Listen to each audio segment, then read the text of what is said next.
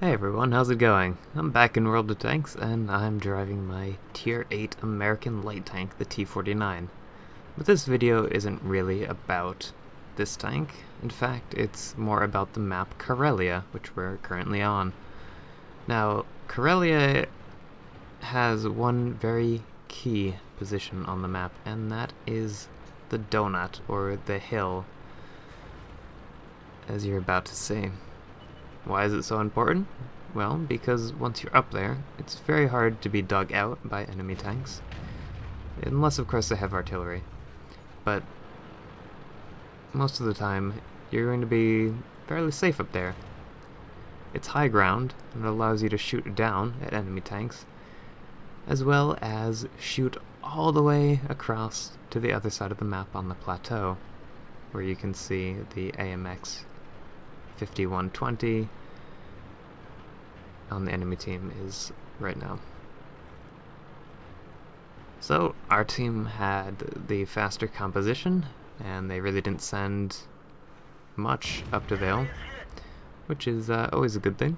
So we basically took it without suffering any losses, and we managed to take out a T-71 in the process. Now, as you can see, their heavy tanks are kind of pushing up to the corner, but who cares? We're on the hill. Right now, our responsibility is to shoot the enemy tanks that are in the north that our team is spotting.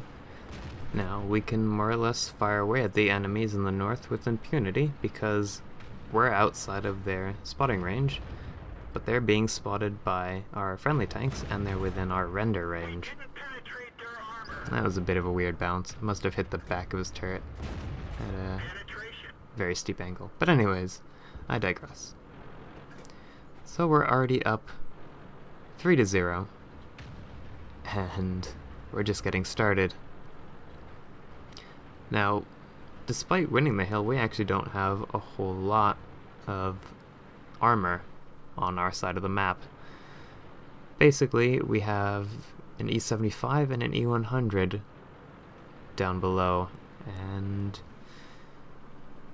the enemy team could theoretically push into that and kill them, but they'd have to deal with us on their sides shooting down on them.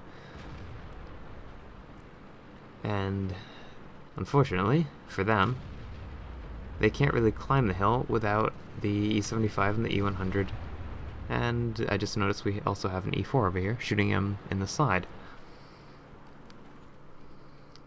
So now they're kind of just in a bowl, and thanks to the support from our team over here on the hill, the guys in the north are going to be able to clear out the enemy's force and push through either around into the base or completely through and behind the enemy team's heavy force over in the south. Now, I did say that if they tried to climb the hill to get us, that they would take some damage, but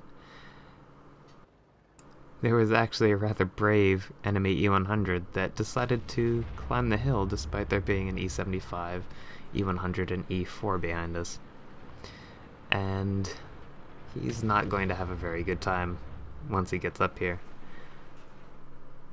In an E100, this kind of situation just makes me really sad. Basically, it's a really big tank with great armor and a lot of health, but a really slow gun and not a lot of gun depression. And when you're surrounded on two sides, basically, and being shot from every one of the sides, you can't really effectively make you see your armor. So he's focusing on my platoon mate Chazzy in his WZ-11114, who pulled back, and now the E100's just being torn apart by our T49 Invisitank and myself.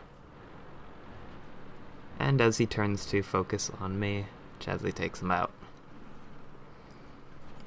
Our team in the north is won. They've completely cleared out the entirety of the enemy force, and now we just get to shoot these guys on the enemy team who are clustered below us like fish in a barrel. They can't really get out. We just have to close the noose around their neck. They'll go down kicking and screaming, but they will die. And this is how this map plays out so often. The team that doesn't get control of this hill, 9 out of 10 times I'd say, will lose the game. Same with the hill in mines, although that's a bit different because it's such a small map, and also it's a bit different because one side has a bit of an advantage over the other when it comes to getting onto the hill. But I digress. So, since this game is winding down, I think I'll talk about the T49 a little bit. Now, this was not a tank I was looking forward to get, honestly.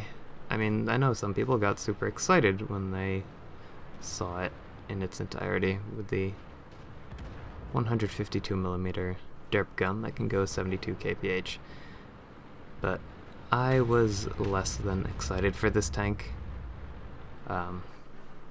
HE, for me, is not consistent, and I don't really enjoy tanks that aren't consistent, to be perfectly honest.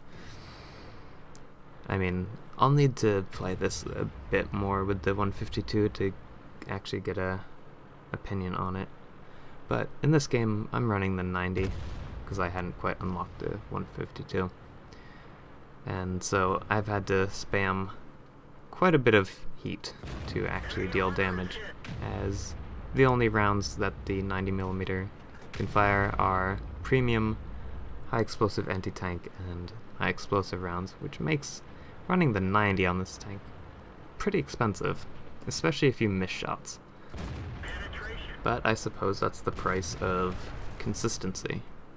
You can either run a RNG dependent derp gun and probably still make a fair profit, or you can basically blow your wallet and run a tank with a decent DPM 90mm gun that's fairly consistent, provided you're not shooting into the sides of IS-3s, IS-8s, and IS-7s, and every other tank that has spaced armor or thick tracks on its side.